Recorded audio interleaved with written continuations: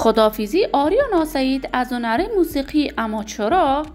آیا پیام نشر شده آریانا سعید در صفحه اینستاگرامش همین معنا را می دهد؟ آریانا در کدام کشور زندگی می کند؟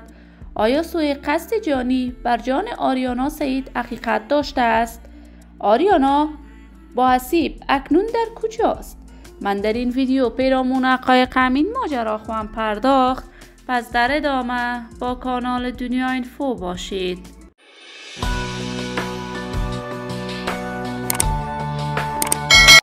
سلام و سلامتی ایام به کامتان باد. شما را خوش آمدید میگم به یکی دیگر از ویدیوهای جذاب کانال دنیا اینفو.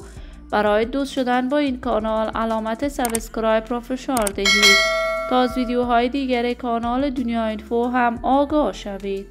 آریانا سعید، هنرمند خوش صدای افغان، چهره شناخته شده هنری، یکی از صداهای ماندگار و بی‌بدیل در هنر موسیقی افغانستان بوده است. شهرت و محبوبیت آریانا سعید از مرزهای افغانستان عبور کرده است. علاقه‌مندان و طرفداران آریانا سعید در میان فارسی زبانان جهان بیشمار بوده است.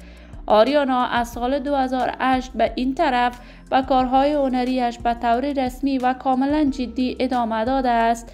رقیب هنری ندارد، ولی هنرمندان دیگر افغان رقیبان هنری آریانا سعید می باشد.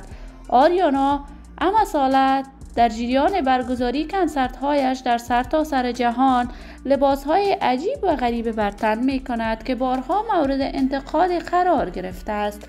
جدیداً آریانا سعید در کشور استرالیا کنسرتی داشت که مورد حمایت گسترده قرار گرفت و در ضمن نقد شدید و فراوانی از طرف مردم شد. شب گذشته آریانا سعید در صفحه اینستاگرامش بیان کرده است که وی برای مدتی از کارهای هنریش دوری می‌گزیند.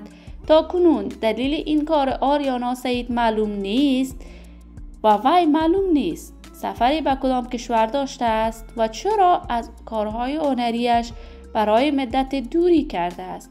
ولی من آرزوی موفقیت، سعادت و خوشبختی برای این بانوی هنرمند و خوش صدای افغان از بارگاه عزت الله یزال تمنا دارم.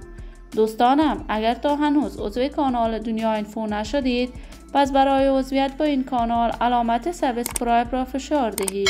این ویدیو را با علاقه‌مندان و طرفداران آریانا سعید به اشتراک بگذارید.